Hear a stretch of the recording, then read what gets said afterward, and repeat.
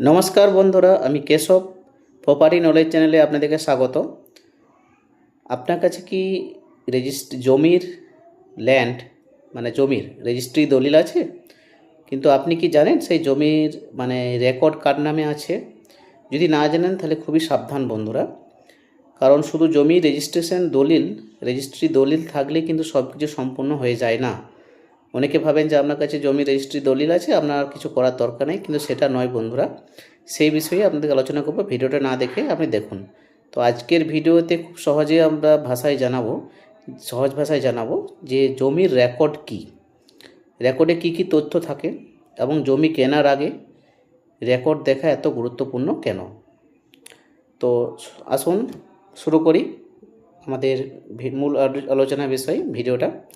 জমির রেকর্ড কি? প্রথমে বলি, জমির রেকর্ড হলো সরকারি ভূমি রেকর্ডে থাকা সেই তথ্য যেখানে জমি সম্পর্কে আপনার সম্পূর্ণ বিবরণ থাকে। কি বললাম? সরকারি ভূমি রেকর্ডে, যেটা আপনার পাতি কথায় আপনি বলেন বিএল অ্যান্ড বিএলআরও, বাংলার ভূমি ওয়েবসাইটেও চেক করতে পারেন।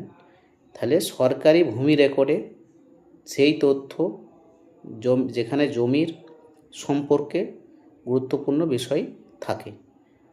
তো জমিটি কার নামে রয়েছে সেটা আপনি চেক করতে পারবেন, রেকর্ডে আছে বাংলার ভূমি থেকে অথবা বিএলআর অফিস থেকে। জমির দাগ নাম্বার চেক করতে পারবেন বা প্লট নাম্বার। খতিয়ান নাম্বার, জমির মোট পরিমাণ কতটা আছে, শেয়ার অংশ যেটাকে বলা হয়। জমির প্রকৃত শ্রেণী, কি জমি এটা, ল্যান্ডটা যেটা আছে, বাস্তু শালি জমি, বাস্তু জমি, ভিটে জমি, বাগান বাড়ি, তারপর পুকুর। তো জমির যে ক্যারেক্টার, জমির যে শ্রেণী, কোন ধরনের জমি এটা, সেটা আপনারা অবশ্যই ওখানে পেয়ে যাবেন, জমির রেকর্ডে চেক করতে পারবেন। এবং কি জমি সংক্রান্ত অন্যান্য গুরুত্বপূর্ণ তথ্য ওখানে আপনার পরিমাণে থাকে, জমির মালিকের নাম, কি ওনার। তো জমির পরিচয় এবং সরকারি রেকর্ড বোঝানোর জন্যই আমাদের রেকর্ড অত্যন্ত গুরুত্বপূর্ণ।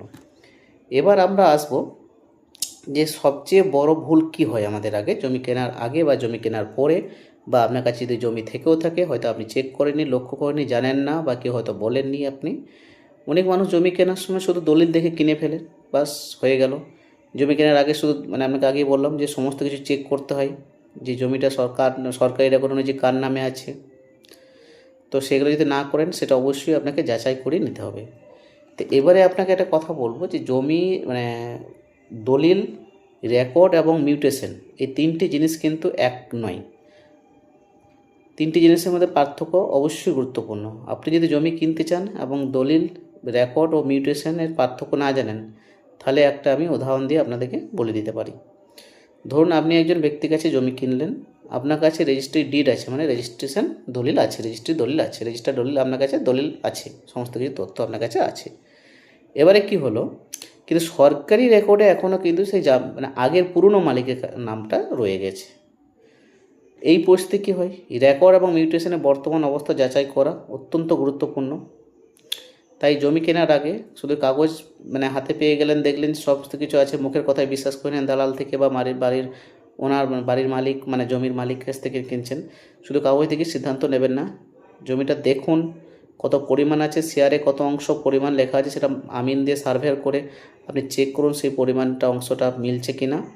সমস্ত রেকর্ড ভালোভাবে যাচাই করে আপনি কিন্তু দলিলটা রেকর্ড করবেন এবং আপনি জমি কিনবেন অথবা বিক্রি করতে চাইলে সমস্ত তথ্য জেনে বিক্রি করবেন।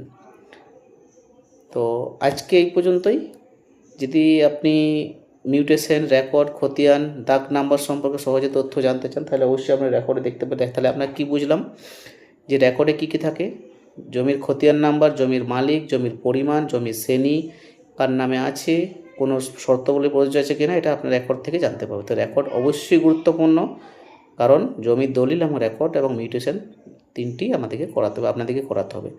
কারণ এই যদি না থাকে তো ভবিষ্যতে আপনি জমিটা বিক্রি করতেও প্রবলেম হবে, ঋণ নিতে প্রবলেম হবে, মর্টগেজ লোন, যে কোনো জিনিস, তো সেটা দেখে নেওয়াই ভালো, করে নেওয়াই ভালো, না হলে ভবিষ্যতে প্রবলেম হবে।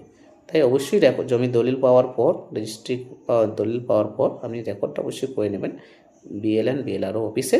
আপনি নিজে থেকে অ্যাপ্লাই করতে পারবেন বাংলারভূমি.com যেটা আছে, যে এখানে যে ডকুমেন্টসগুলো নেবেন, দলিল নেবেন, অরিজিনাল দলিল, তার চেন দলিল মানে পির দলিল, আগের যে তার কাছ থেকে কিনেছেন তার দলিল, এবং আপনার আইডি প্রুফ, ভোটার কার্ড, আধার কার্ড, যেটা আপনার আইডি প্রুফ আছে সেক্ষেত্রে ভোটার কার্ডে ভ্যালিড, পাসপোর্ট সাইজ ফটো, আপনি ওয়ারেস সার্টিফিকেট, যেগুলো তথ্য সেইগুলো তথ্য নিয়ে আপনি বাংলার ভূমিতে ওয়েবসাইটে খুললে দেখতে পাবেন রেকর্ড স্ট্যাটাস বা সার্ভিস রেকর্ড বলে ওখানে আপনি অ্যাপ্লাই করতে পারবেন। ওখানে আপলোড করবেন 2 KB সাইজে, বেশি যাতে না হয় অ্যাপ্লাই করুন। অথবা অফলাইনে যেয়েও আপনি ডকুমেন্টস জমা দেবেন, বিএলআর অফিসে অ্যাপ্লিকেশন জমা দেবেন, বিএলআর অফিসে ডকুমেন্টস জমা দেবেন, আমাকে ডেট দেবে, সেই ডেটে যে আপনি রেকর্ডটা করিয়ে নিতে পারবেন।